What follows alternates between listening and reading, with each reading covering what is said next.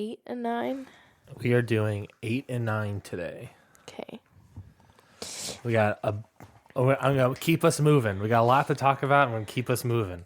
So we're not doing 7 because we're afraid of 7. Because 7, 8, 9.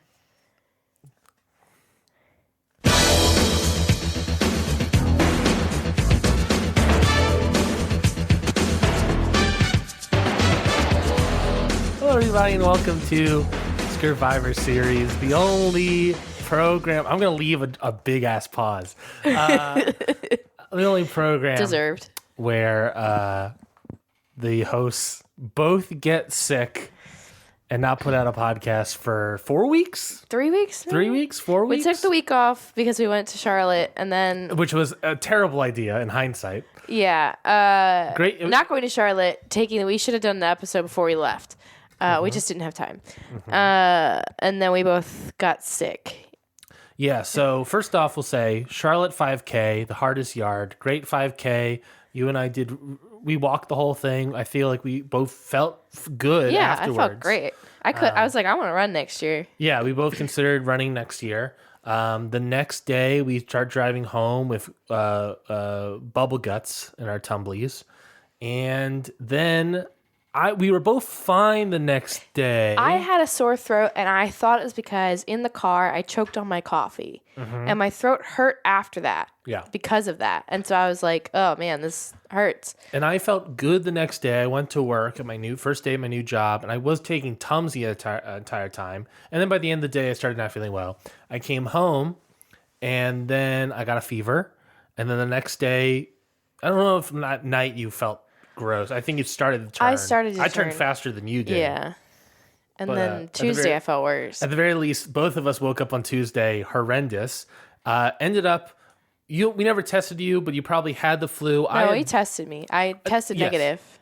You tested negative, but I imagine you ended up getting the flu or something because I had both strains of the flu. You had influenza A and B. Influenza A and B. Then you got bronchitis from that. It evolved into bronchitis. You never really evolved into bronchitis, I don't think. No, my cough is still, it's been like 2.5 weeks and my cough is just now going away. Yeah. And during the process, in an effort to clear my sinuses, I took a neti pot. Most neti pots, the most casual ones, which we're totally going to buy at this point, is a actual like teapot that you use like gravity to have the water flow through. We had a sort of like bottle that you squeeze into your nostrils. Yeah, which if you use those and you don't lean back. Then what will happen is what happened to me. I threw up immediately when I did both nostrils. And when I went to bed and woke up to sci-fi noises and popping and crackling in my right ear, come to find out, perforated eardrum. Yeah. I have a hole in my eardrum. Which they couldn't see because your ear was so inflamed. Correctamundo. So I had leakage from my ear. You gave yourself a middle ear infection, which then perforated your eardrum. So moral of the story is, if you do a neti pot, don't lean back. Moral of the story is, get a flu shot. Yeah, actually, that is the moral. It would not have been as bad. Moral of the story, don't do 5Ks, even if they're for charity. No. Don't do them. They're No, bad. that's They're not bad. the moral of the story.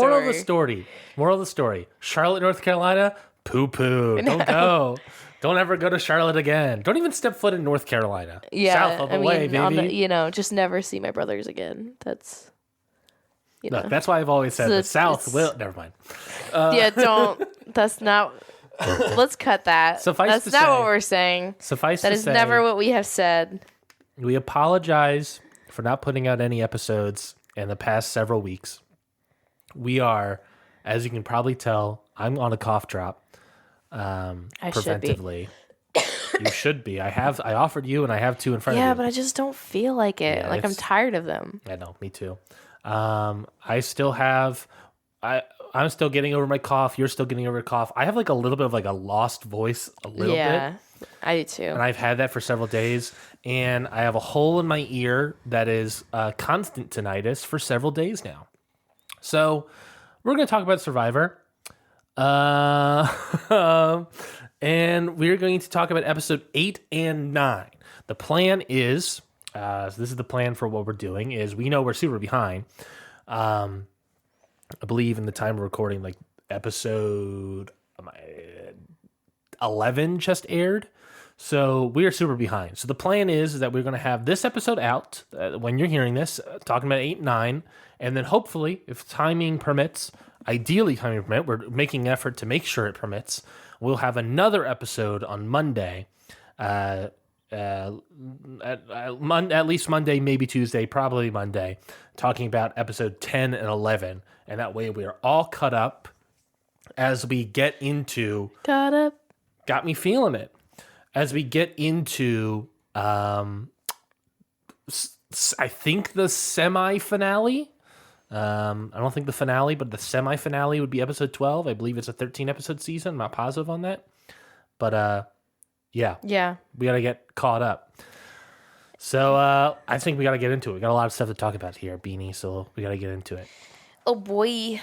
Oh, boy, indeed. Episode 8. I'm going to keep us moving. Don't be afraid to cut me off. Okay? Shink. Here comes the knife. Oh, God. She has a knife. Episode 8, Hide and Seek. This is the post-Tim vote. Ben is upset. He lost a friend in Tim. Q is upset, ... that people are chatting and not talking business. Yeah, he's afraid when people... He's annoyed when people don't do things that he wants them to do. A theme that we'll have, I guess, probably throughout these episodes and probably further, assuming he makes it. Other tribe, so this is obviously the Tim vote. This was a double vote. Other tribe returns without soda. Venus calls out Tevin for voting her, says that she got soda. If you recall, Tevin voted for Venus along with soda, and Venus is right now taking the point of I got soda out. What was Tevin's reason for voting Venus? Didn't he explain that, like...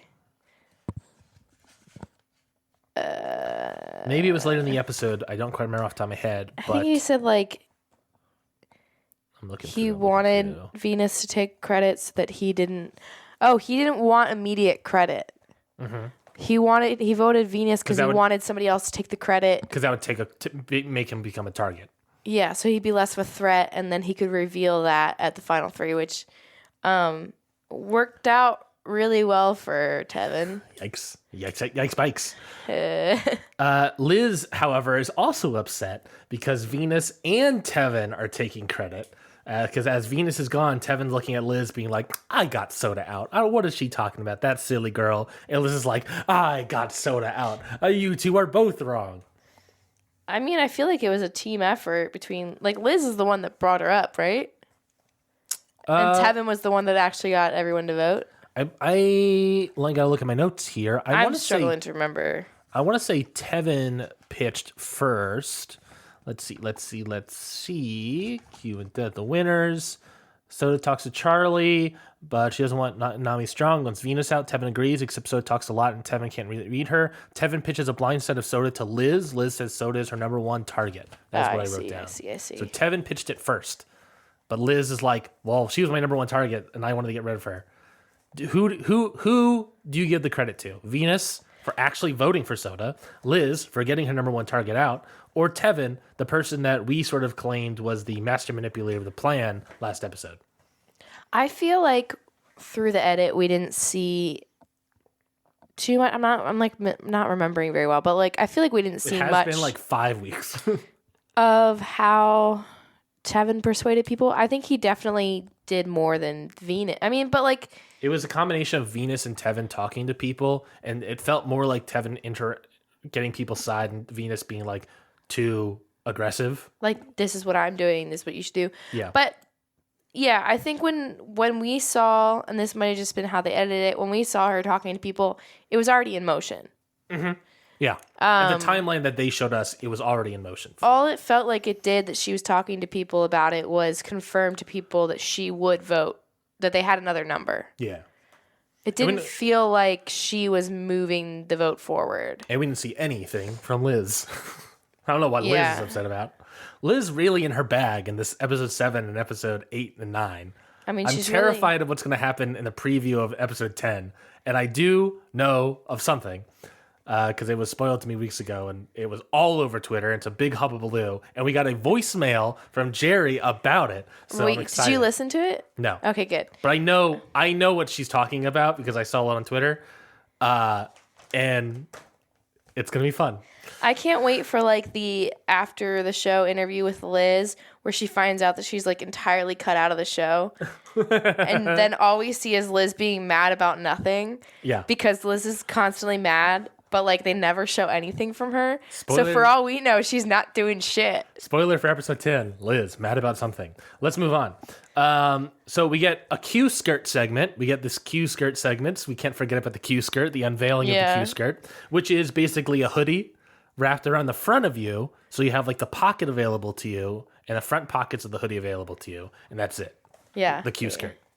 I thought this was a fun little camp life segment. At sunrise, pardon me, Charlie mentions in an interview that all the conversations really happen at sunrise. Charlie, Q, and Hunter have a conversation. Q basically interviews Charlie for the +1 alliance. Charlie is in the 6. He's okay, but thinks that it's all the best players. Yeah, so he doesn't want it to last. So, which is fair. That's Charlie's the only one, not the only one. Maria's also mentioned this. Yeah. Of like, I don't want to take these people to the end. I'm going to use this alliance, but I'm not taking these people to the end. We've talked about before that these major alliances are always like eating each other because they're all a lot of the best players. Yeah. I think, like, do you think Charlie and Maria are the only people that see that? I mean, knowing what happens next, we just had Tevin, a +1 member at last episode. We know what happens in 8 and 9 with who goes out in 8? With Tevin.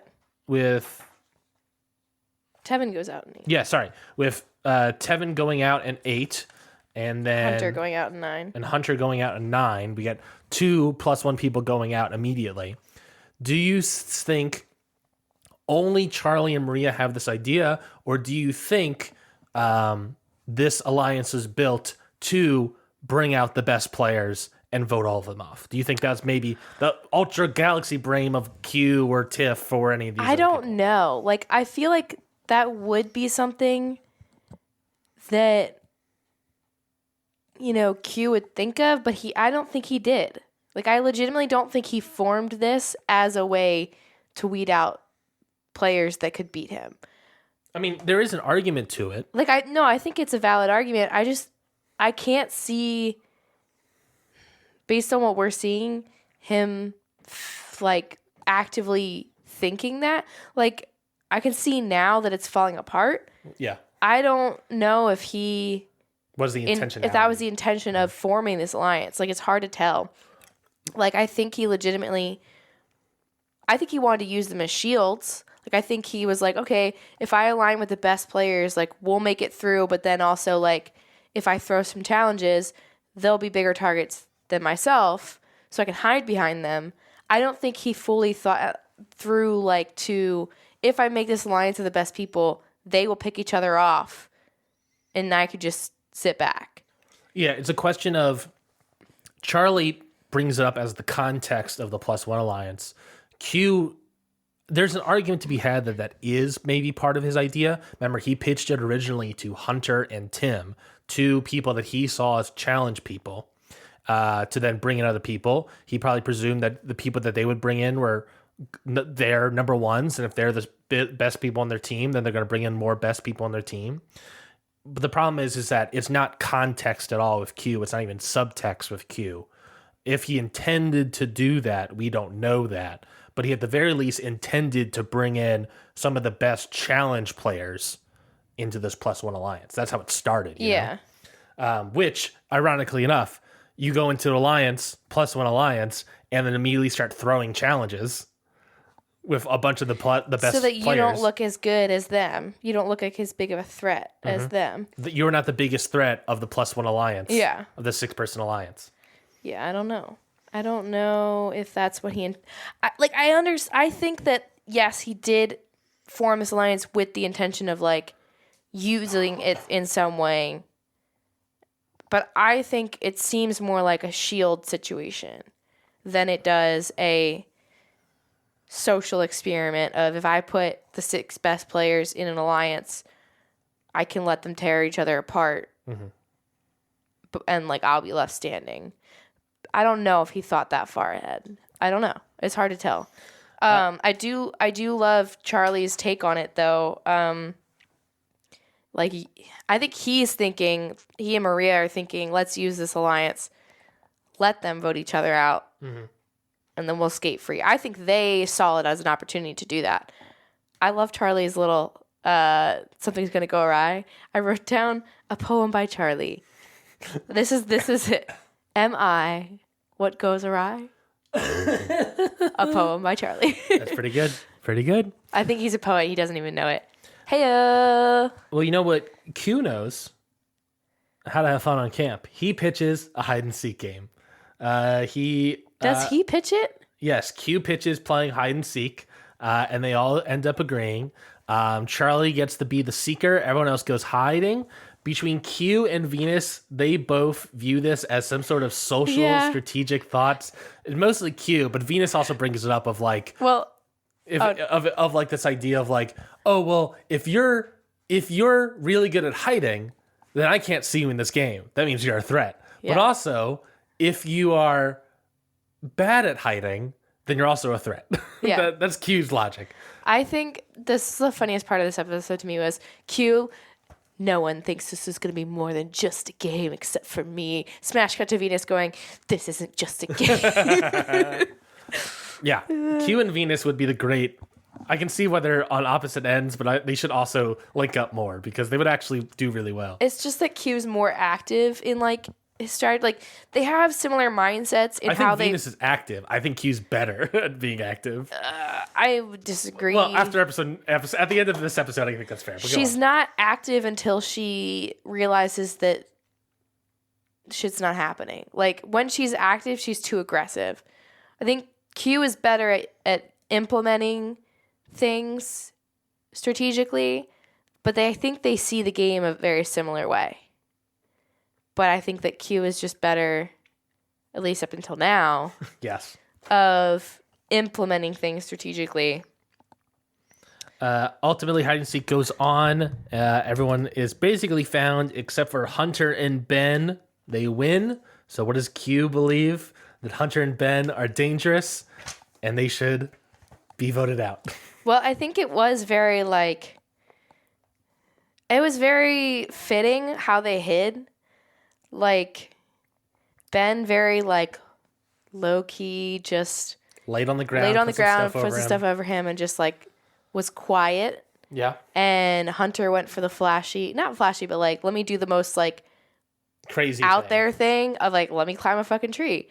And I think that's very indicative of how their games are. Like, they're both very good players, but Hunter is just a lot more forward about it. Whereas, Ben is kind of like a alligator, except better. He is just kind of there, He's underneath the water. It's also dangerous. Whether or not he's doing that intentionally, who knows? But that's, how they're playing the game right now. It's also dangerous with Hunter climbing up a tree, knowing what the immunity challenge is for this episode. If I was any of these That's people, the pole one? Yes. Yeah. The immunity challenge is holding on to a pole. The guy who just climbed the tree. Let's see. Who do you think is going to win that one? So Tevin and Venus talk. Venus pitches communication with Tevin and that he isn't playing the game. Tevin later laughs this whole concept off because Venus believes Tevin's not playing the game. Playing the hide and seek game or the game? Survivor. The Survivor game. And that they need to communicate more to help Tevin play the game. And Tevin's like, I am playing the game, you fool. Tiff doesn't think dealing with Venus is worth it. Tevin flips that convo to Q. Q's upset. Tiff pitches 6 people, specifically Mariah, to Q. This upsets Q. Q just being upset all over the place about Tiff pitching a member of the 6 to be voted. Maria, yes, sorry, thank you. I said Mariah. Q then tells Mariah that... Mariah's been gone for a while. Q tells Maria that not only is she a possible name, but also that maybe they should vote out Tiff and that Tiff has an idol.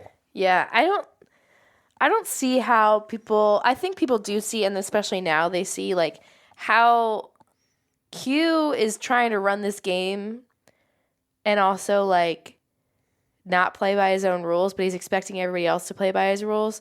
Mm-hmm. how dare you bring up a name within the six? Dude, you voted out Tim. Yeah. Like, immediately after forming the six, you voted out Tim. I get it, but, like... That's why I talk about, like, the intentionality of was the voting out members of the six, specifically Q's idea, but he wants to do it. He's way too high on, like, way too comfortable on being controlling. Like, he's not at all subtle about the fact that, like, he's trying to control this game. And, like, I get it. You want to work the game so it works for you, but he's being so upfront and, like, aggressive about it that it's turning into, like, a Venus-like situation where people feel like they're being shoveled into, like, one way. Like, they can't play the game any other way or else they'll make Q mad. Yeah. It's starting to become that situation. Like, I agree with Tiff that, like, this is be done with obvious targets of, like, easy votes. Like, because she doesn't want to deal with Venus because she considers Venus an easy vote. Yeah, it's like, okay, but we're getting to the point where, like, the easy votes, you can talk a bigger game than them in the final three. You can't talk a bigger game than, like, Hunter or Q. Like, you can, but it's going to be so much harder. Like, at this point in the game, you have to get the big threats out that could actually beat you with their resume. Like, Venus doesn't seem like the type of person that can argue her way against someone like Tiff or Hunter or Q or, like, Tevin or even Maria. She has like, a tough time arguing on the island for her even positions. I think the only person legitimately that she could win over is Liz. I think the two of them are their... No, I'm serious. I understand. I think the two of them are their best bets at winning, is one of the two of them being the final three. But, like, who do you have with you? Like, even Maria and Charlie, who are kind of a little more quiet in the game, but have had so much more, like, control or, like, done so much more. I don't know. It's just, like, Kenzie, you're not going to beat these people. I don't think Venus is going to be able to talk up a bigger game. And also, like, everyone on the jury hates her. Yeah. So, and everyone on the jury knows how she's been playing this game, and they don't like it. I'll ask this at the end of the recording about who we think could potentially win. But this jury, no matter what, I think is going to be a spicy jury. Yeah. Because this season has been extremely heated. In no other certain way. I really agree with Tiff that, like, this is not the time, no longer the time for easy votes, which is what we have the problem with last season is, like, at this point, they were still going for the easy targets. It's like the easy targets means easy people to beat against the jury. To be fair, that's also, like, some people complained about the new era issues is that easy votes that typically would go out early now last to this point. At the point where you need to start voting out big names. But, like, they've lost that opportunity now. Whether or not they should have voted these people out earlier, they've lost that opportunity. Now is the time you have to start voting out big threats because you don't want them to make it to the jury. If Yanu didn't lose all the time, Venus, Liz would all be gone. Yeah.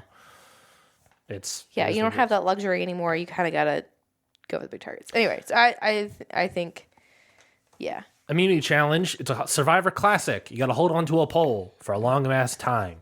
But before we start with that immunity challenge, we get some rice negotiation. Jeff pulls out a big old bag of rice. He asked for, I believe it was 4 people. A lot of deliberation about doing it or not. Jeff tries to pick up the pace of numbers by counting down like an adult to a bunch of children. Maybe like this season. Mm-hmm. No knife part of this negotiation. It's really disappointing. I'm fully upset by the lack of knife here. Q and Liz both volunteer. Again, interesting to point out Q and Liz. Liz wants to volunteer because she doesn't eat anything other than rice, I think. Yeah. I don't even know if she eat rice. I think she can eat rice. Yeah. She can't eat anything. And Q, again, knowing that eventually, spoiler alert, the first 2 people out of the immunity challenge very early are Q is first out, then Liz. Q, another thing I talked about, I think the rice negotiation and then leaving early maybe could have also been him throwing the game and not wanting to participate because he doesn't want to come off like a challenge threat. Because challenge threats are actual threats, you know? So, but doesn't matter. No one else... Jeff is unable to get anyone else for rice negotiations. Charlie pitches the idea of 2 people stepping up at the same time, which Q says, well, then, Charlie, why don't you step up and then someone else comes? And Charlie's like, I'm not doing that. Because I listened to one podcast and they talked about, I wonder if the reason why this rice negotiation ultimately fails is because this is a pristine Survivor game, an all-time legendary Survivor game, and these are a bunch of Survivor fanboys that want to play it. Yeah. Which is, I think, is a good way to do the rice negotiation because of this new era and everything. Because I don't think they've ever done it before. Previously, this is the first time in the new era, first time I think ever, where the rice negotiation fails and not enough people step out. Do you think that was a good idea on everyone's part, or does it typically matter? I don't know. Do you have any take on it, I guess? I don't really have a take on it other than, like, I can see why people want to play the game. I feel like also there's a little bit more resistance starting, like, to come up of, like, playing Q's game. And so I think, like, there's a little bit of hesitation of people to do things when Q seems so adamant for them to do it. Especially after this coming tribal. I think that deepens of, like, I'm not doing something just because Q told me to do it, even if it would be the better option, which, you know, maybe is part of his tactic. Maybe that's too much credit for him. I don't know. Q later says about his frustration about not getting the rice, quote, hug a pole something along the lines of, you think you can, quote, hug a pole longer than Tarzan. Because ultimately, a lot of people leave. A lot of little fun stuff happens throughout this, but ultimately Hunter gets the win and wins immunity, and that's the Tarzan. Again, in hide and seek, we just proved that this guy can climb up a tree and hang in there for however many minutes Which it was. is very different than holding onto a pole and holding all your body weight on a pole. But you have to think this guy would be good at it. Yeah. I mean, he's got a point. I think they should have sat out, but I think that people, you're right. I think too many people wanted to play it. I think they should have sat out. I mean, yeah, you look at that challenge and you look at Hunter, you're not winning. Yeah. Unless you're like D and have like a extra big toe. Yes. Sort of advantage. Or like you're like Venus and you're small. Mm-hmm. You're not beating him. I think I understand someone like, let's say like Venus not wanting to sit out because like usually like smaller framed people have better chance at this challenge. Sure. So I understand that. But I think like there are other people who should have sat out because there's no way you're beating him. I agree. Hunter ultimately gets immunity here. And like we said, Q's frustrated after the fact. Liz... Q's always frustrated. What's new? That's true. Liz wants to play the game, pitches Tevin as a possible vote. Says he made a move with Soda. Wait, who pitched? Liz. Oh, okay. At least pitches Tevin. Says he made a move against Soda. I wrote down no reaction from anybody. Liz pitches Tevin. No one really reacts to that. The non-6 all agree on Tevin. So basically, she pitches Tevin to the 6. They don't react in any way. She pitches it to the non-6 players, and they're like, yeah, Tevin makes sense. So, interesting. Yeah. Interesting here. Wasn't Q trying to get Tiff? Yes, Q is trying to get Tiff. And it was Tiff and Maria were the other people. And Liz is like, let's do Tevin. And it doesn't, and the 6 are like, shut up. Tiff then pitches Tevin to Q later. Doesn't sit well with him because, again, that's a member of the 6. But he's already pitched Tiff because she has an idol. He says that Q wants to be the driver of these votes, which, again, I understand that. He's building a resume. I understand that, but at the same time, he's gotten to the point where, like, he doesn't have the luxury of people letting that happen anymore. Like, people are starting to get annoyed with him being annoyed by not being in the driver's seat because he's so blatant about it that people are starting to get annoyed. Q tells Hunter about Tevin. Hunter tries to fix it by not having any votes go to Tevin's way. Venus tries to break it up and annoys everyone in the process. And then that's the pre-tribal discussion. We head into tribal. Yeah. A lot of the meat of the episode.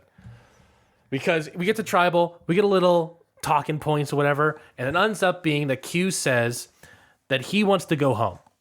that he wants people to vote doesn't for wanna him. go home. He wants the votes on him. He says that he made a mistake and doesn't want to be partially responsible for someone going home. Later in the next episode, he talks about how the idea here was that, like, I, as a quarterback or as a leader, like, I take the responsibility and I don't want other people going home. What did he think his mistake was? He never quite clarified what that was. But I will ask you this. A big time moment here from Q. It causes a live tribal. Everything go nuts. Who do you think Q is talking about? Do you think he's talking about Tiff? Do you think he's talking about Maria? Do you think he's talking about Tevin? Do you think he's talking about anyone specifically? Or was all of this a big galaxy brain way to get control back to his vote? It's all him trying to rattle everyone. Because, like, if everyone goes in unified of, like, we want this person and it's not who he wants, like, his only option is to cause so much chaos that it rattles everyone and nobody knows what to do anymore, which is exactly what happened. They're not going to vote for him because, and I wouldn't, because even if he genuinely did want to go home, I'm not letting that ruin my game. Like, if I have a move I want to make, I'm not giving him the luxury of being an easy out and going home. And taking my vote at a point where we need to vote out big names. Yeah. If you want to go home at this point in the game, you quit and you walk out and we vote somebody else. Like, you quit later. Mm-hmm. You're not taking our votes. That's essentially what it is. It's taking our votes. It's like, it is quit. Like, if he were to have everyone vote for him and not, here's the thing. If you want to go home, she's sitting up. Fucking quit. Okay. Fucking quit. Oh, she's cursing. First time in this episode. But don't. She's staring at me. Don't ask people to vote you out. She's got a knife. Because what that does is that takes away, it ruins everyone else's game. And even if you think you're being a martyr, it takes away their, like, autonomy in the situation. Their agency. Agency to like, relieve you. So, like, I understand everyone would be like, no, he can go back to camp and he can be upset that he's here and he's going to have to deal because I'm not letting it derail my game. Granted, we know, and I think some people probably know, that he's not serious. He knows they're not going to vote him out. He's just trying to cause chaos. I've pitched before, and this you brought it up, so I'm going to bring it up right now. I know you're in the middle of something. I have pitched before that Q has previously on Yanu said, just vote me out. I want to quit, yada, yada, yada. And I've pitched before that the 2 times he did that was all a ploy to gather, sort of sympathy or gather these sort of things and reestablish where his alliances are. And this was him doing it again. You can only cry wolf so many times. This is third time crying wolf. This is the thing, though, is that I can see why he did it this time. Is like, he didn't have control over this vote. He wanted Tiff gone. Nobody's going for Tiff. He doesn't want to just go for Tevin, probably, or he wants to have some sort of control in the situation, or he may not care if they go for Tevin, but he doesn't want everyone going back to camp thinking like, oh, we are all a unified front, we did this. He wants there to be chaos. He wants there to be indecision, and he wants people to be left out of the vote. He doesn't want to be the only one left out of the vote if he doesn't vote for Tevin. It's also important to point out the only 3 names brought up in this episode, Maria, Tevin, Tiff, all 6 members. Yeah. All plus 1 alliance members. But not who he wants, probably. But and he wants Tiff. My point being that, like, he knows this is a strategy that works, and yes, it worked probably for what he wanted. But I think it also broke a lot of people. It broke, like, everyone's. He lost a lot of goodwill. He did lose a lot of goodwill. And lost a lot of... Going from into episode 9, a lot of people being like, I don't respect your game. So, like, ultimately, was it worth it? It worked in the situation. Is it going to be impossible for him to move past to stay in the game? And I think another driving force on top of this, I think there's a reality where he could have gotten away with this. But one thing where he slipped up was telling Maria, who then told Charlie, who then, during this live tribal, told Tiff that Q told Maria that Tiff has an idol. Yeah. Tiff is then furious at Q, the rest of this live tribal, and the entire episode 9. Yeah. he could have maybe got away with it. But then you come back to camp and you have Tiff dog walking him all episode, all day. Well, and also, you know what this was? Is like, this was a game of Foursquare. Hold on, what? Q's losing, or it's not going the way Q wants, and he gets upset, and it's his ball, so he takes the ball and he goes home. That's what he's doing. That was a long walk to takes your ball and goes home. I just set up you had to envision it. Yeah. You had to envision Q But playing Foursquare. Not like basketball or football or some other. Why Foursquare? Because Foursquare is an individual game. Okay, all right. But Yeah. it's also one ball. It's one ball, but it's an individual game. So Well, you get to the tribal, you get to the votes, and Q doesn't get any votes. Instead, it's between Tevin and Venus.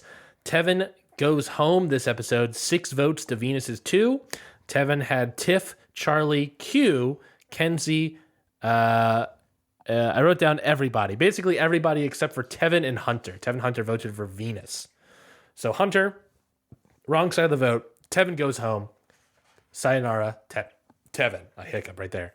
Tevin, post-mortem on Tevin. How do you think he was as a player? I think he was pretty good. I think he was a really good social player and had a good strategy player as well. And he had a solid part of the Nami tribe. Mm-hmm.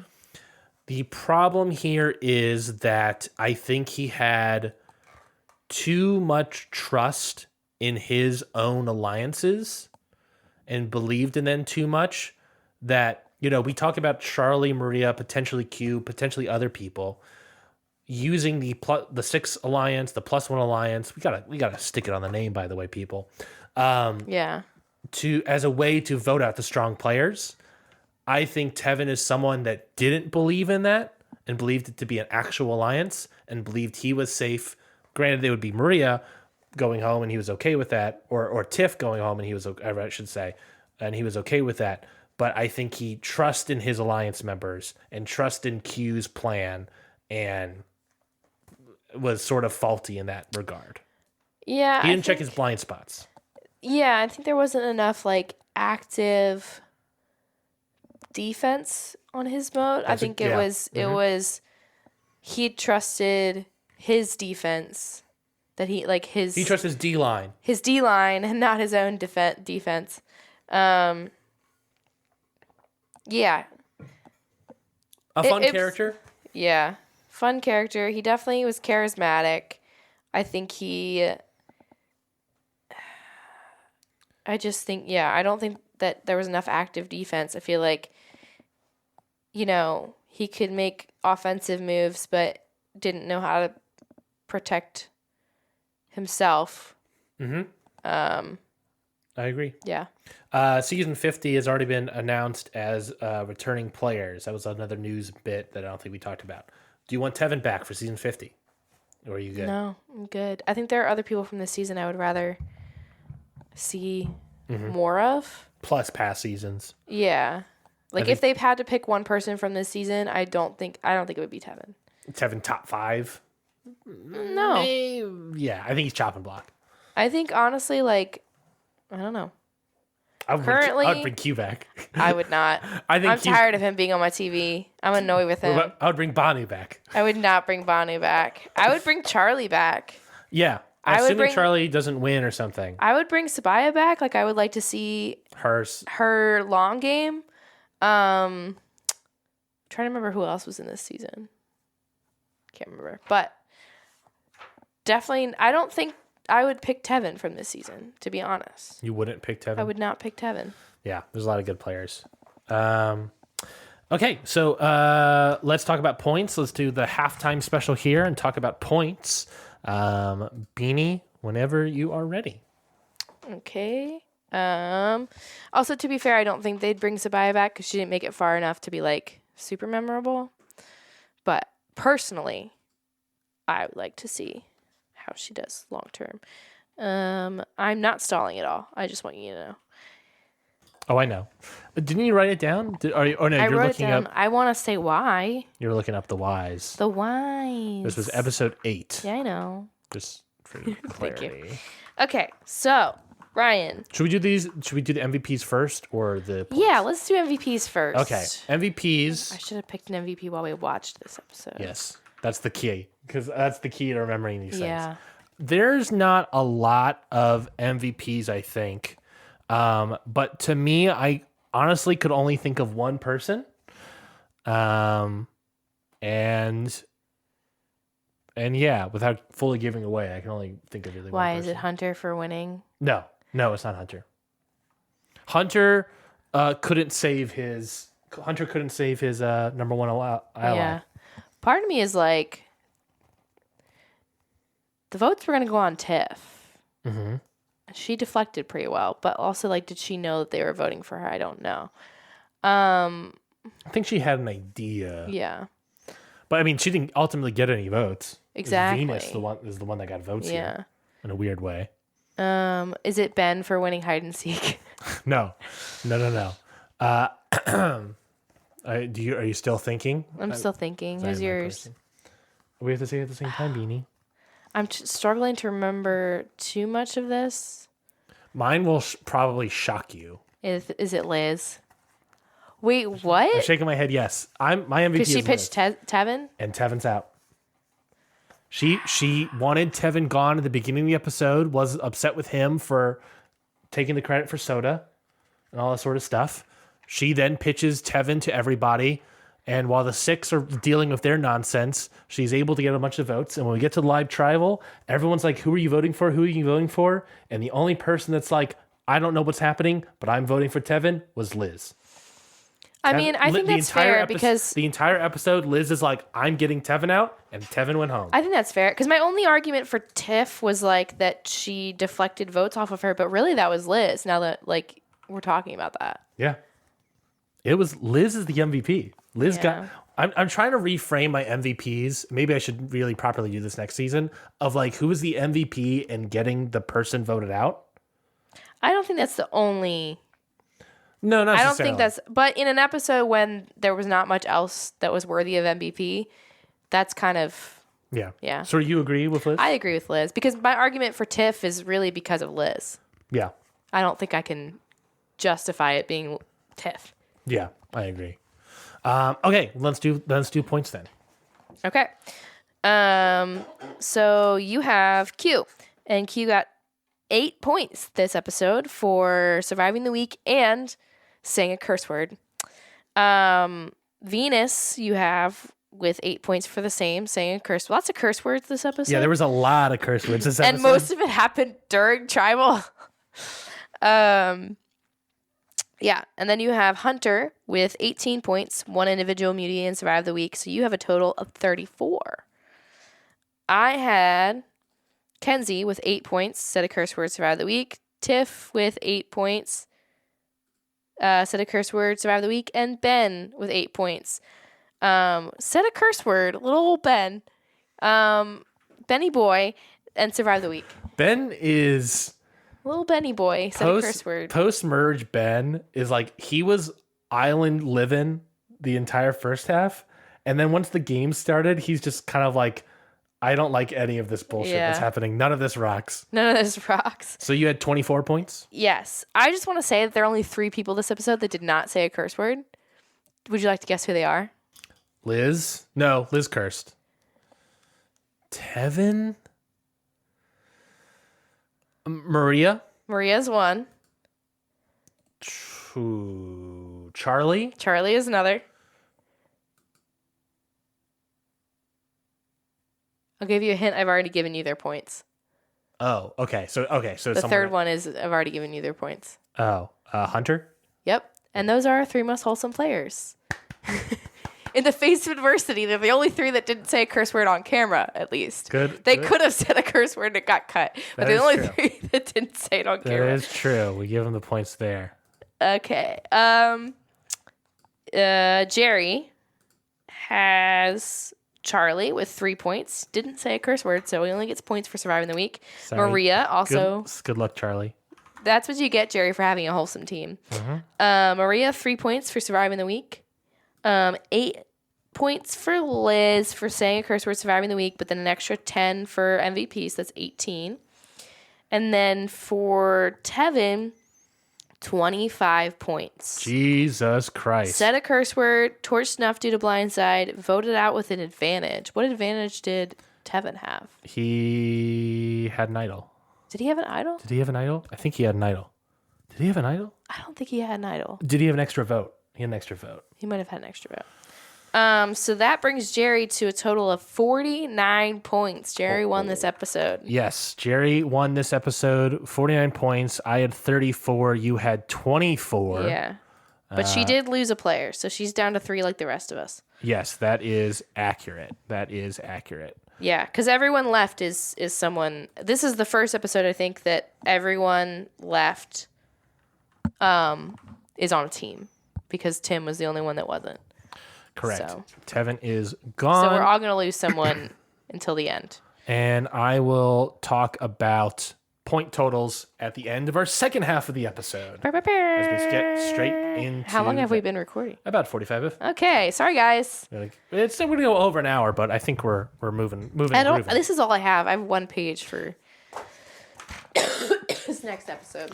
All right, episode 9, Spicy Jeff. We got a post-Tevin vote, a lot of discussion of the Q chaos, and that there is now a massive target on Q because he caused a lot of chaos. Yeah, I wrote Tiff is mad. Same Tiff, girl. Same big girl. Mad. Big mad. Same.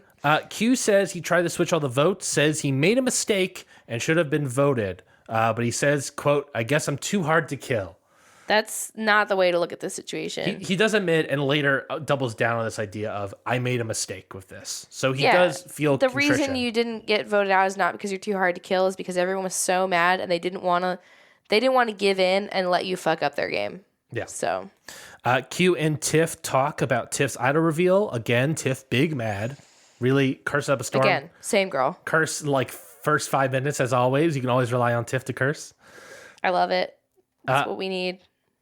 Liz is also upset that her Tevin move of voting out Tevin, as we just gave her the MVP, was overshadowed by Q. She says that because amidst all the Q chaos, no one saw her make a move, and that's what she really wanted to do. But did you not? But that's a gift. That's a gift. That is a great point. You made a big move, no one noticed, and you get to reveal that in the final 3. No one's gunning for you now. Mm-hmm. You're not a big target. Mm-hmm. You need a smoke screen. Yes. That's a gift. Yes. That's kind of like what Tevin was trying to do by letting her take credit for like Venus take credit for the soda. Yeah. Until his ego got in the way of like, no.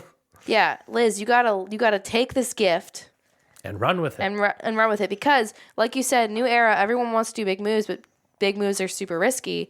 This wasn't necessarily a huge. I mean, it was a blindside. Yeah. It wasn't like an obvious, like, she played an idol and used an extra vote or whatever to make sure it happened. But she did get the ball rolling, and he did get out. You just let the smoke screen happen, and when the dust settles, you take credit for it. Yeah, and she got a lot of people, voting that way, so good on her. Ben big mad as well about Q. He says it was a poser move what he did at Tribal. Everyone says he dropped the P word. Oh, yeah, it's a big. That's the biggest insult that I think Ben could give you. And in an interesting conversation, again, they just labeled Q a massive target. This is the next morning, by the way. Everyone then says that if Q makes it to the end, they aren't voting for him to win. We are already setting the tables of, if Q gets to the end, I'm not voting for him. No matter what he says, no matter what his gameplay is, no one respects his gameplay to the point of, even if you make it, which is contradictory to them labeling him a massive target. But even if you make it, we are not voting for you, no matter what you say. So, do you think this is an argument for keeping him around, and you hope that everyone still feels this way when voting time comes? I fully agree. You keep Q around, which is dangerous, fully dangerous. You have it's banking on the fact that everyone is still going to feel this way when they go to vote. And now you're just gunning against one other person and not 2. Yeah. And then it's a matter You of let him make a who's fool of another third. himself, and you let him, but you just keep him around. It's a matter of then who is that third person. Well, we all know one of those two people should be. Liz? Yeah, Liz or Venus. Ben. You should take Ben. I would take Ben. I think Ben, it's pretty unpredictable. You don't know. Like with Venus, you kind of know what she's going to argue. You kind of know what she's going to say is her game. And a lot of the things she's going to try and take credit for, someone like Tevin is going to say, well, I did that. Ben could win this season based on being a Gabler, even though but less of a Gabler. But I think the thing is that he's doing really well at keeping his cards close to his chest. The reason people are so threatened by him is they have no idea what he's doing. Well, that's the thing about... They don't know what he's going to take credit for at the final three. Thinking about Gabler in hindsight, like a lot of people talk about the Gabler vote and everything, and his play style and being under the water and the Gabler and all this stuff. Realistically speaking, when I look back and talk about a Gabler vote, I think in actuality, what we should discuss as a Gabler win is a person wins because no one on jury likes the other person. Yeah. There might be a term for that in Survivor. I don't know. But when everybody hates the other person up for grabs, they vote for the person that shouldn't win. Which is Ben could be a Gabler vote. Ben would be a Gabler vote unless he starts making some actual moves. Because right now, the reason people are afraid of him is, again, because they don't know what his game is. They don't know what he's going to get credit for. Because he wanted hide and seek. But, and that's fine. That's a fine way to play the game if you do have some credentials to argue at the end. Does Ben actually have anything to support himself other than saying, nobody went after me? Mm-hmm. Does he actually, that's the thing with Gabler, I think that frustrates people is, it's fine to play this backseat game, but did you actually do anything? And right now, it doesn't look like Ben is doing anything. I don't think he would win. Yeah. I don't think so either. But who knows? Who knows with this season? Hunter, Venus, and Q all fight on the beach. Hunter has a quote saying, "You're always mad," to Venus. Venus basically says to his face that she wants Hunter gone. Where was Charlie during all of this? Because if I was Charlie, you know what this was, Bean? Now you got bad blood. Oh. I used to be sorry. I don't think that's how that goes, but I love you. She wears short skirts. Jerry, please don't unfriend us for this. I don't condone his actions. Hunter says he doesn't want to work with anybody. Like, with all his previous alliances, he's kind of just like open player right at this point. He's just like, I don't want to work with Venus. I don't really want to work with Q after last night. I don't have Tevin, so I'm kind of like, I don't really have anything going for me. Yeah, Hunter's game kind of fell apart. Exactly. We get a tree mail. Basically, tree mail says make 3 teams of 3. No one wants to work with Liz, Q, and Venus, so the 3 teams of 3 immediately become Liz, Q, and Venus on one team, and the other everyone else. Let's be real. First and foremost, no one wanted to work with Q. Yes. Liz and Venus, I think nobody actively wanted to pick them. Yes, and they were also standing next to Q. But also, everyone was so over Q that was the primary thing is I don't want to work with Q. He's got a lot of Liz and Venus were like, I'm not going to pick them, but I'm not furious at them right now. Yeah. But Q's got a lot of heat on him. I don't know how much of a target Q actually is. I think he has a lot of heat on him. I don't know if he is a target. If that makes sense? Threat. He's a target, but is he a threat? I guess that's might be Is fair. he worthy of being a target? Has I don't his game know. exploded to the point of no one will vote for him? But in a weird way, Q tries to make some plays. He tries to make some stuff happening. And we try to see what that happens. So he pitches to Charlie and Maria this idea of, look, we should get Hunter out. I don't know why he's really gunning for Hunter, by the way, because Hunter is a challenge threat, but has no social strategic game right now. His game completely exploded. If anything, I might bring Hunter along for like one more episode to be an extra vote, like be an ally, you know? But I also understand. He's pitching the idea of, look, now it'd be if you guys throw the challenge, we can potentially have Hunter lose because Hunter, Charlie, and Maria are on our team. We can get Hunter out and That would be great. He's trying to offer up a flashier sacrifice than himself. Yeah. If I can point people toward Hunter, maybe the heat won't be on me this episode or this vote. Again, this tribal. Q very comfortable with the idea of throwing challenges. So much so that he pitches it to people. Yeah. And like, I understand the argument that, hey, you're in an opportunity where you can guarantee that Hunter won't get immunity. Yeah. But I also understand Charlie not wanting to do it because, that he loses his opportunity for immunity. And also, he doesn't want to do anything just because Q said to do it. Yes. Maria Does also... that bite him in the butt? No, it doesn't. Maria says, quote, yuck. But Maria also says that she's open to working with Hunter. And Charlie is also kind of open to working with Hunter. They're both open working with him, which is very interesting. Maria, however, wants Tiff gone and knows Tiff wanted Maria out. So she's like, I want Tiff gone. We get to the immunity challenge. We have some discussion about breaking up into teams. Charlie thinks that the teams were purposefully casual in terms of generating and how they were created. Tiff disagrees and says people don't want chaotic energy. And there's a big discussion about like Q is the chaotic energy. No one wants to work with Q. Everyone gets away from Q. So everyone just wants to do their own thing. And then there's a point where Jeff calls Venus, Liz, and Q, that team, losers. Yeah. Straight up to their face is like, hey, everyone thinks you're going to lose.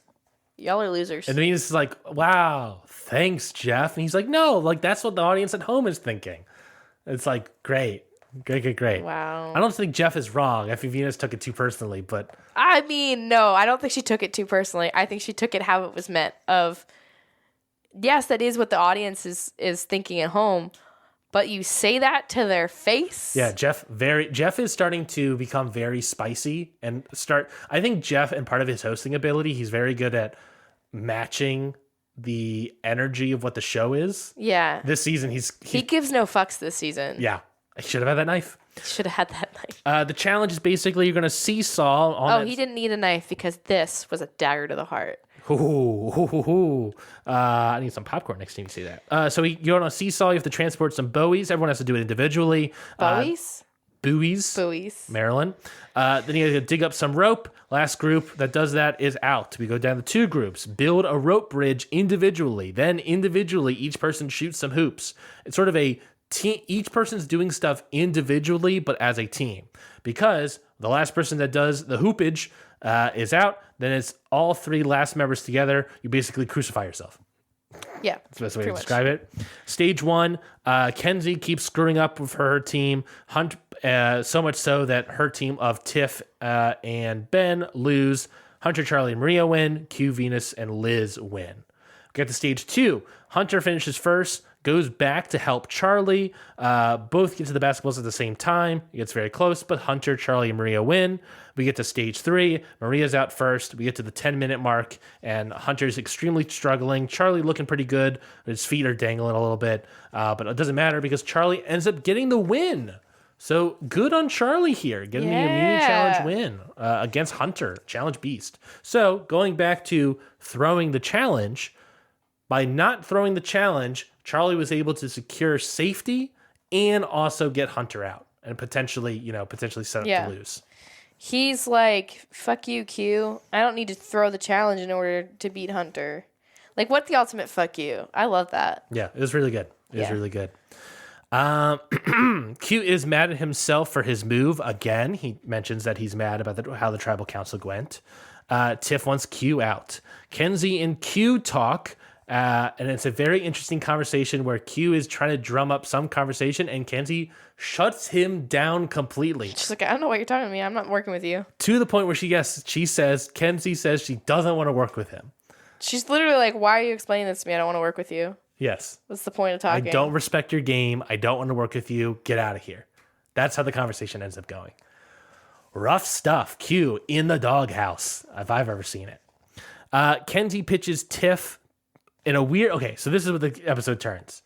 Kenzie then goes to Hunter, Maria, and Charlie and pitches Tiff to be voted out. And says, I'm going to throw in Ben as well. And we're going to get out Tiff. What do you think about Kenzie turning on her number one? This is the time to do it. You think? I think so. I think you can't take Tiff all the way to the end. And I think you have to flush her idol. And she may not be thinking that she's going to get her out this time around. I mean, she kind of has to, because if it doesn't work, then she's screwed. I think now's the time to do it. I think all bets are off in the last, when there's like 9 people left. Eight people left. 8 people. No, there's 9 in this episode. Yes, there's 9 people. You're right. Yeah. I don't know. I think this is the point where you start. I mean, I would have waited maybe 1 or 2 more. Mm-hmm. Like I would have waited a little bit, but I would throw some heat on her to get her to play her idol. Yeah. I don't know. What I find interesting is that later in the Tribal Council, there's a big conversation about how Yanu is no more and that they're going to get breakup bangs and everything. Yeah. I think Q recognizes that Yanu's no more. Kenzie and both Kenzie and Tiff are pissed at him. Yeah. Tiff pissed at Q. Kenzie also pissed at Q, but then also early in this episode pitched Tiff to a bunch of people. Does Tiff no longer want to work with Kenzie? If she finds out that Kenzie put her name out there, which if somebody wanted them to go at each other, you just tell her, Kenzie pitched you. Here's the thing. I still think that you use this Q Hunter drama as a way to get Tiff not to play her idol. Not to play her idol? I know she said she was going to play it just to burn it, but she didn't end up playing it. Yeah. And I think because there was so much happening, she didn't need to. She's not a target right now. She can use it to save herself later. She's not on the chopping block. And she probably knew she wasn't because of all this Hunter, like, they're... What ends up evolving in the episode, yeah. Honestly, I think Tiff would have been the better vote. Okay. Well, I think you're right that, like, you need to keep Q around for a bit. No one's going to vote for him when he gets to Tribal. Hunter doesn't have a strong enough social game where he will stick around much longer. His only threat is challenges, which is a big threat, to be clear. But at this point, that's it. Yeah. He has to win every challenge to make it to the end. I think Tiff would have been the better vote. I might agree. So, yeah, Kenzie pitches at the Tiff. Maria and Charlie talk about Kenzie's plan, and they're kind of like, I don't know. Charlie's like, let me see if I can get the vibe check on Tiff. Tiff says that, she will vote Hunter Q. Doesn't really matter. She will be open to either. But ultimately, she is going to play her idol. She's like, I don't want this thing anymore. It's burning a hole in my pocket. Now that it's out there, I need to get rid of it because it immediately makes a target on yourself. She never plays it. But she really talks up a big game in front of Charlie. And do you think she did that fully on purpose? I think she never intending to play it? Correct. Yeah. I think she fully intended to do it on purpose. And it worked because Ben, Charlie, Maria all talk and say Tiff is 100% playing her idol. We can't go with Tiff anymore. This is a great defensive play. You talk about Tevin's defensiveness. This is a great defensive play by Tiff. And they say, fine, we're not going to go with the Kenzie plan of Tiff. Also, we don't want Kenzie to make decisions. We want to do our thing. Let's go with Hunter because Tiff is playing her idol, so there's no point. They don't know at this time that Hunter has an idol. No one brings in, I wrote down this, no one brings or talks to Q or Liz about any of this. No. Not even Venus, per se. She is around for some stuff, but you don't really see Q or Liz at all in regards to any of these stuff. Hunter then tells Venus and Liz, he goes to them, about his idol. He ends up telling everybody that, guess what? I think there's a lot of heat on me. I have an idol. He really kind of starts pleading, Banu style, to Venus of, please just work with me on this one vote and so that we can make it through and then we can figure it after the fact. Again, you talked about Tiff might be a better vote, and this would have been Tiff instead of Hunter. Venus is saying, no, let's not vote on Hunter as an idol, Tiff as an idol, let's vote for Q. Venus doesn't see Hunter as an extra vote that she could use. That's what Hunter is offering to her, and Venus doesn't want to do that, I think. And I think that was a mistake. Potentially, possibly. It was a mistake because Hunter was on my team and I didn't like it. You know what I think a bigger mistake is? Not playing your fucking idol. Here's the thing. Also like, true. So what if you think it's like... There is no reason for you not to play it. I understand Tiff not playing it. Well, let's get to Tribal Council before we really dive into that topic. So Tribal Council, Jeff brings popcorn to Tribal. But I want to rant. We got a recap of the past 24 hours. Tiff and Q are very heated. Lots of side talk from Hunter trying to figure out what's happening. It's so much so that Jeff's answers and questions and the conversations become sort of background noise to Hunter and all of his side conversations, which I thought was a very interesting edit. Jeff asked the question to Maria, is Q specifically playing a game of crazy? Is this his strategy? Maria says no, he's just crazy. So again, there's a galaxy brain idea of all of this. All of what Q is doing is on purpose, and there's everyone else who believes what Q is doing is genuine and accidental, and he's stumbling into all these things. I don't think that the reactions to what is happening are on purpose. I think he's doing all this on purpose. I think he didn't intend for the reaction. The reaction of the last one. Yes. I think he intended for things to go better than they did. And he purposely stepped out. Not only because I don't know if he purposely stepped out, but he did step out a lot of the discussions. He wasn't driving this vote in any capacity. Yeah. It was just like, he tried to talk a little bit of Kenzie, got shut out. He pitched the thing to Marie and Charlie earlier in the episode, got shut out. And then he just, according to him, according to everybody else, took a step back the rest of the episode. Yeah. So he recognizes it, And then, we get to the vote. Hunter doesn't play his idol. Neither does Tiff. I understand Tiff not playing her idol, right? Like, she's using playing her idol as defensive move, knowing that, Q has told people about the idol. There's a chance that, they're going to try and flush it, this vote. Mm-hmm. They're going to switch the plan and go with somebody else. Yeah.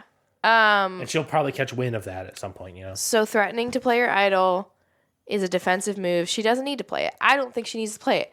I think Hunter, who knows that he is one of the votes, that he's been on the bottom, is putting way too much trust in everybody else. You have a fucking idol in your pocket. It doesn't do you any good if everyone votes you out, right? And I get it. You're trying to trust people, but you don't have an alliance. Yeah. So you're trusting everyone, you're taking them at their word, but none of them are your allies. Correct. So you have an ally. Massive You have an ally in your pocket. Mm-hmm. That if you play your idol, Hunter, that could have at least bought you another 24 hours to come up with some allies. And if somebody if the people who didn't vote for you were like, dude, we told you we were voting... Or also a chance to get immunity out of the next challenge. If you play your idol and the vote was actually Q, right? And people are like, dude, what the fuck? Why didn't you trust us? All you have to say is like, listen, I did, but I didn't want to keep this in my pocket now that you guys know about it. I just need to blow it. Like, I needed to play it because... I also think there are two different distinctions of idol defensive strategy that happened this episode. Tiff knew that everyone knew about it and decided to just let it out there immediately after the immunity challenge, saying, I'm going to play it, I'm going to play it, I'm going to play it. Never plays it. Hunter doesn't let anybody know about it, so much so that his name becomes we're voting Hunter. And then at the last second, right before they go off the tribal, says, okay, I have an idol. I'm going to play it tonight.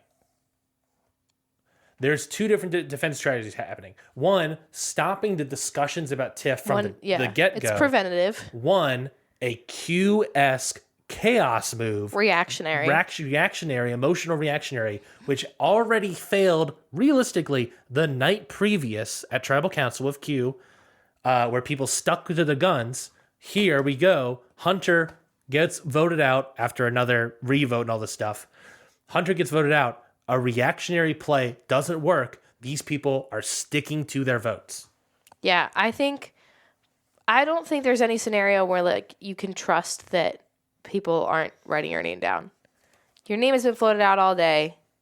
You're more of a challenge threat than Q is. Mm-hmm. There's 9 people left.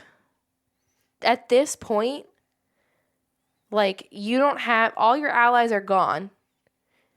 Tiff has allies to fall back on. Like, she knows that there are certain people that aren't going to write her name down, or at least, are going to try and work with her, right? Yeah. Kenzie would still work with Tiff, I think. Right. For all she knows, there's still people willing to work with her. Hunter knows that all of his allies are gone. Yes. And also, and he doesn't want to work with Liz anymore. The +1 alliance, no discussion of the +1 alliance this episode. It's over. Yeah.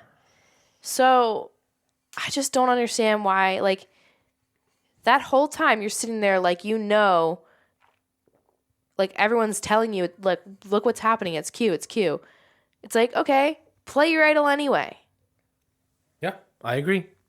I think it's stupid. It was a bad call by Hunter. You're putting a lot of trust in people who have proven that they are not your allies. And yeah. I don't know. But yes, Hunter ends up going home. We see that Liz, Venus, and Kenzie voted for Q in the revote. And then Maria, Charlie, Ben, and Tiff voted for Hunter. And so Hunter goes home 4-3. Very close. Q could have gone home, but does not. And then everyone was like, we love you. And he was like, not right now. Not the time.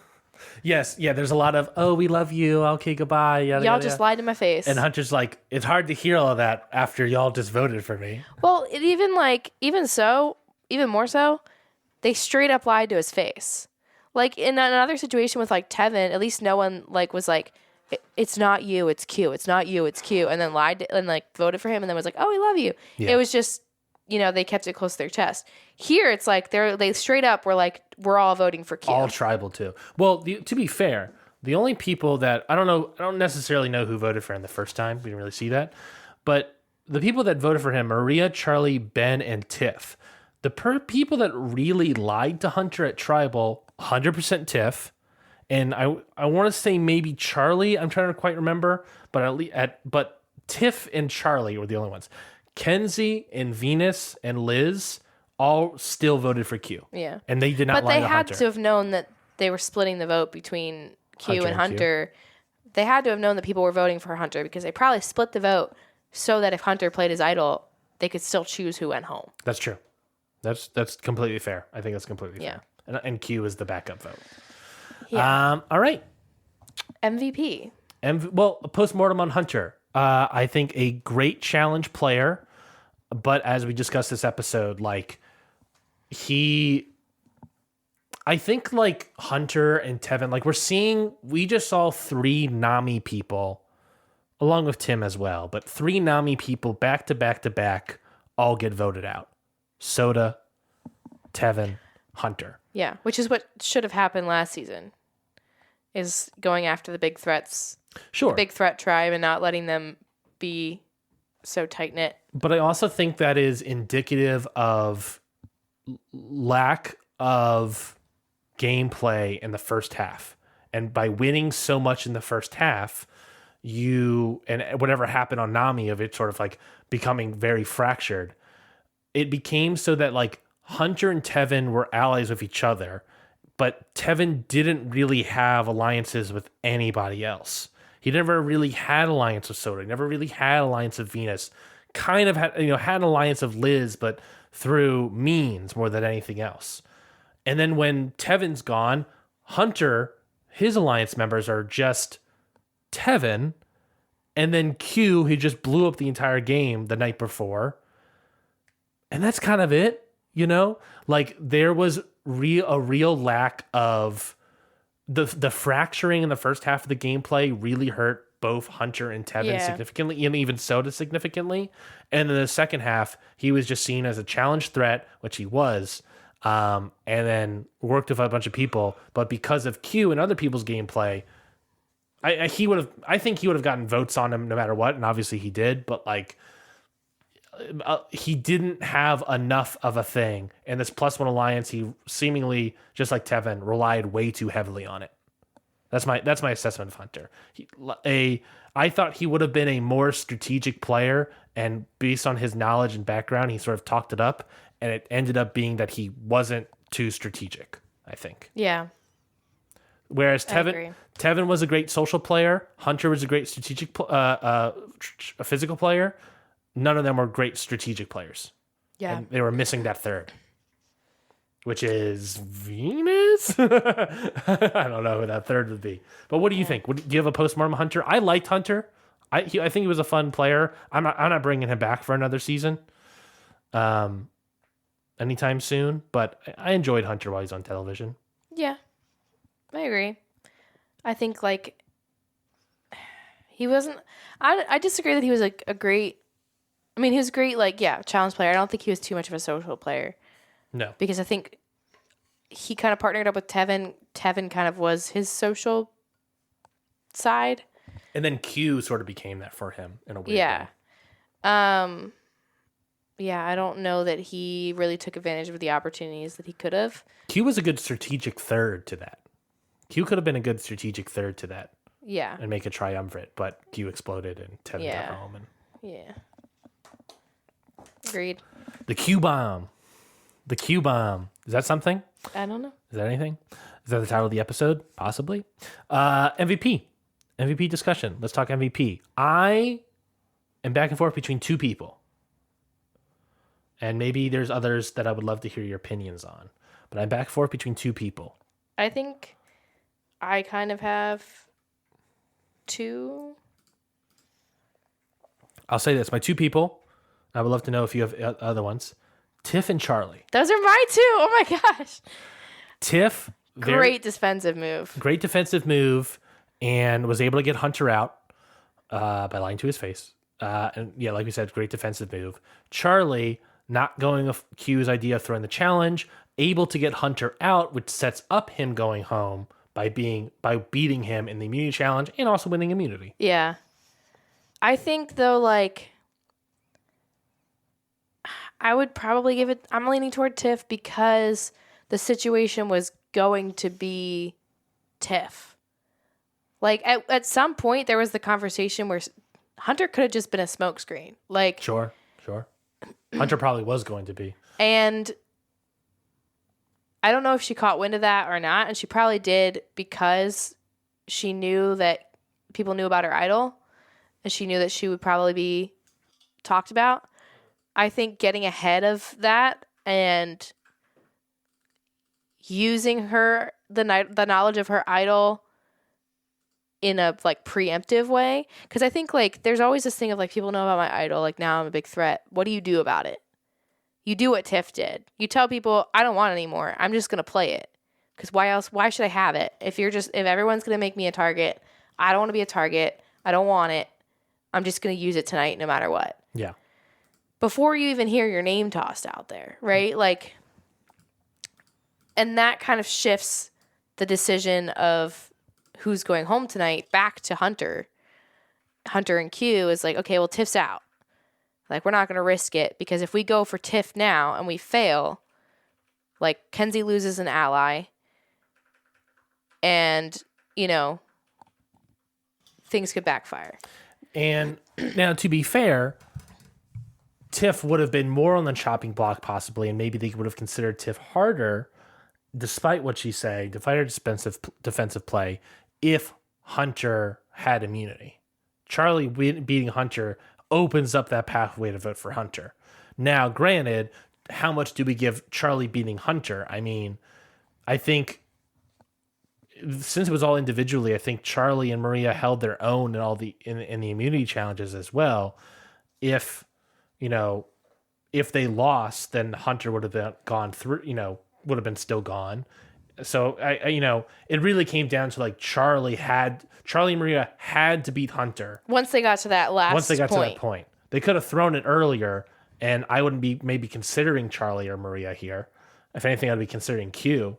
But the fact that they considered it, said no to it, and then got immunity, and still got Hunter gone, opens up the doorway for that. But for everything. The argument being that did they necessarily get Hunter gone? Because they did vote for him, but Maria and Charlie have both mentioned that they would be open to working with Hunter. Also true. They decided. So is that the vote that they wanted?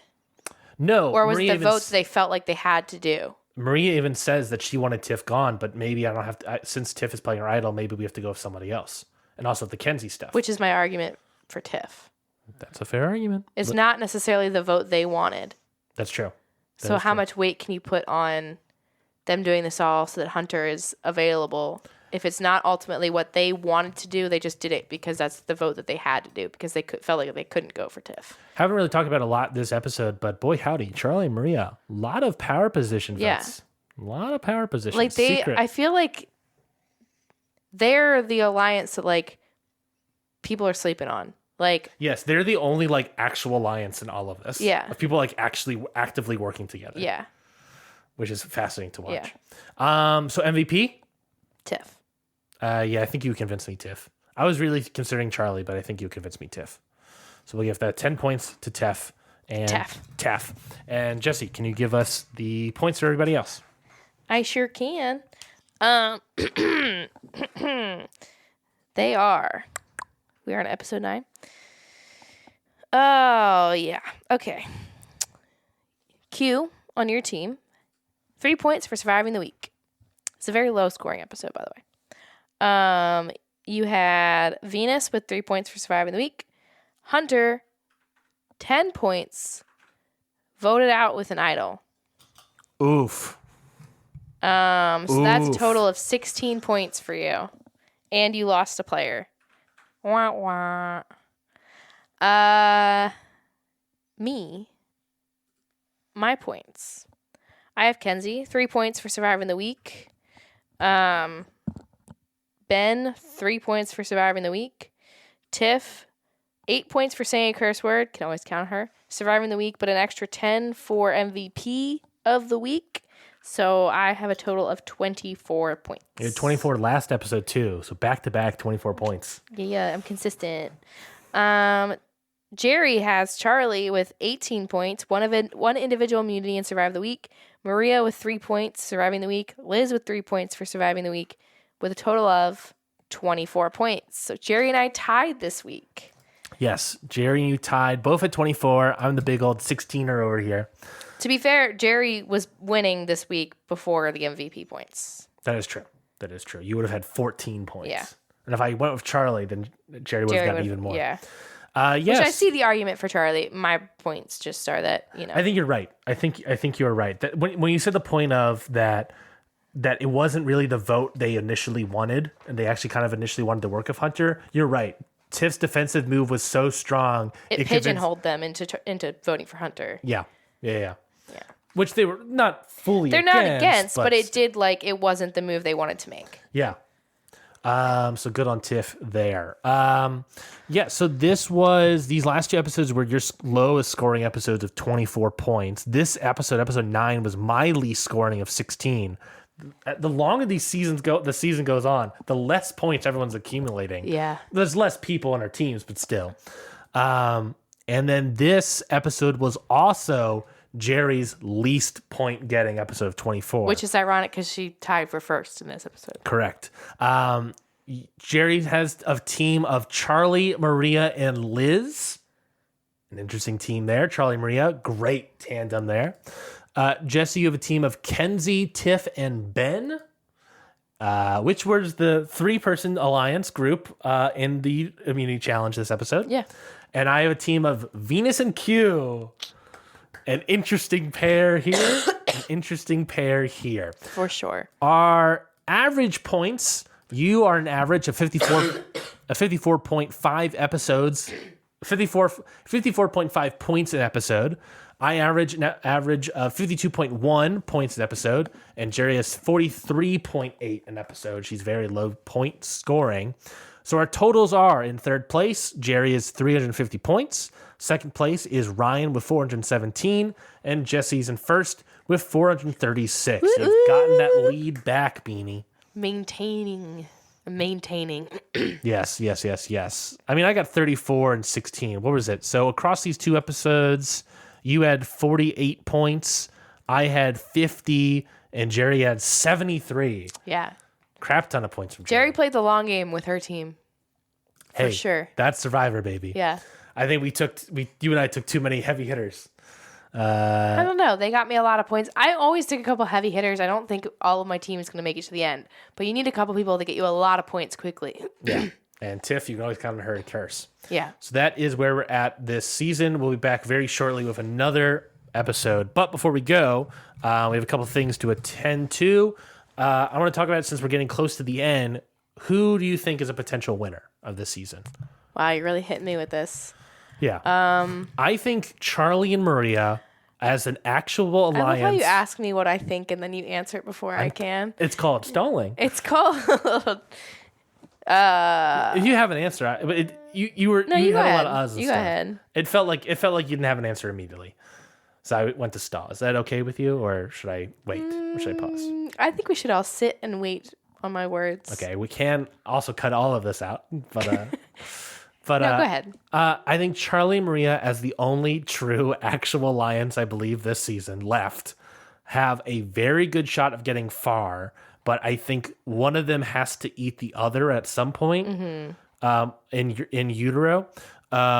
What? And I don't know who can make it out of that. They're very even. There becomes a point where they have to separate their game. I think Maria wins the immunity challenge and makes Charlie make fire. Ooh, that's interesting. That's fun and interesting. Yeah, something's got to happen. I think the underdog moment happens for her. Because, I mean, not underdog as in, like, she's a bad player, but, like, she hasn't really been consistent in immunity challenges. Mm-hmm. I think Charlie's game is maybe slightly ahead of her just by winning immunity here. I think the underdog moment happens. She wins immunity. She makes Charlie make fire. And she can, convince him to do it because, she needs someone she can trust to beat out the last person, right? But she also is hoping that he doesn't make it. That's fun. Tiff, Kenzie. Because isn't that what Dee did? Yeah, basically that's Austin. Tiff, Kenzie, Q, any of the three Yanu people. Tiff, I don't know. Tiff with the idol stuff now is a target. Q, everyone's like, screw this guy. I think if Kenzie maybe. I think Kenzie is the one that could actually make it. I think if Tiff makes it, she has a better argument than Kenzie does. Sure. But I think that she's now more visible, that I think she might get voted out before she makes it there. I think if she made it to the final three, I think she has a good argument. I don't think anyone's voting for Q. I don't think there's no way that he. There's Do you no think way he can make it to the end? I think they keep him around for a bit as, someone they know the jury won't vote for. Would you like a new Survivor term? Sure. Is Q a Survivor goat? I know what you're thinking. Goat typically means greatest of all time. But apparently in the Survivor community, a goat is someone that you bring to the final three sacrifice. That you know is going to lose as a sacrificial goat. Yeah. Scapegoat. It's all we've insinuated that a lot of these people are like, oh, I bring them as my third, as like kind of goats. I insinuated earlier this episode about Ben being a potential goat. Is Q a goat? Someone you bring to the finals who is not going to lose? We kind of talked about it and said probably. I think if you keep him around long enough to make a fool of himself more, where you know that the jury is going to be against him, if he starts to win back favor, you vote him out. It's also tough. Look at that jury: Soda, Tevin, and now Hunter. They could maybe go with Q, but they've also seen Q explode, so who knows? Yeah, I think that they've witnessed enough of this. I think though, if Q starts to like win back favor with people, I think you have to vote him out. Mm-hmm. You can only keep him around as long as people are annoyed with him. Yeah. Kenzie, I think, is a potential person as well. I think she can maybe secretly get to the end. I think that could be nice. And I think for her, it's like she would be relying on, if she brought Q, letting people sour against him. I think Kenzie knows, and possibly one of the reasons why you should wrap up soon because you're dying. I think Kenzie knows one of the reasons she needs to be able to win. Tiff needs to go home. Yeah, for sure. I think she knows that. And I think she's going for her now. And I think that's why she pitched it. Yeah. Venus and Ben and Liz. Of the three of them, if one of them made it to the final three, who do you think has the better argument? And why is it weirdly Liz? I don't know if it's Liz. I mean, Liz has the Tevin vote. I don't give her credit for Soda, and I don't think Tevin is going to give her that credit for the Soda vote. And if Venus goes, if Venus gets voted out, I don't think she will give Liz that credit either. Mm-hmm. So she really right now just has Tevin going home. Venus has maybe like I'm a survivor argument. No one really wanted to work with me ever. No one really wanted to bother with me at all. Yet I'm still here. And everyone kept you around because they knew you couldn't win. That's the argument for the GOAT argument? Yeah. Ben, we kind of discussed him already. A Gabler vote. Too middle of the road where I don't think he has anything he can point to say, like, I played this game. No, he's not playing the game. I said this episode. He was living the island life, and then as soon as the game started, he hated it. He's really just along for the ride, which is like a tactic. I get that. But it's such a pass. It is the tactic that people don't respect. With Gabler, it was, yeah, I played a passive game, but they didn't want to vote for, what's her name? Yep. Cassidy? Yep. They didn't want to vote for Cassidy. And B, they could justify it because they were like, at least he could say, I at least intentionally did these things. Where it's Ben, it feels like his argument is, I just didn't play. I let everyone else play. I think Ben wishes this wasn't a total drama island. He wants to have a little bit more fun in playing the game, and I don't think Ben's having fun at all. Yeah, watching this show, no one looks like they're having fun. You know what we need? In some way, it makes good television, but still. We need a villain moment from Ben. We need Ben to snap and be like, I would love for Ben to snap. I don't think it's happening. This is not rock and roll, and I need to get all these posers out of here. You know? I just want Ben to snap. Maybe like less rock and roll, more metal. You know, maybe that's the heel turn. We need a heel turn from Ben. I doubt it's happening.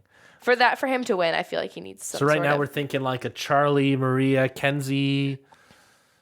I think they're the most active players that aren't big players. I agree. Yes, I agree. And I think New Era, those are your winners. The most active hidden players. Yeah. Who, like mid-tier active players. Yeah. Mid-cards. Mid-cards. Yeah, at this point, it's all mid-carders. Yeah. All right, so that is the episode. We went at 90 minutes, so I think that was pretty good, Beanie. I think we did great in surviving that long without having a coughing attack. Yeah, I think we did pretty well. We'll be back very shortly with another episode. Things to take home, plugs, I guess, for the people at home. Get the flu shot. Yeah. I think that's pretty I'm much gonna double down on that. I'm gonna get the flu shot. Don't go to North Carolina. No, that's not it. If you're gonna go north anywhere, Dakota, Korea. Anyway, get the flu shot. I have to take, because of my cough bronchitis, I have to take an inhaler now. I'm dying. Well, you could have been. It could have turned into pneumonia, but it didn't. Yeah, luckily it didn't turn into pneumonia. That's how bad it got over here. So again, apologies for that. But we're alive again, and we missed you guys. We're 80 to 90% alive. Sort of alive again. Yeah, get the flu shot. That's all we got. That's it for this week's episode of Scurvivor series. We'll be back very shortly with the episode discussion about episode 10 and 11. Bye, everybody. Bye. God, she's dying. She's got a knife.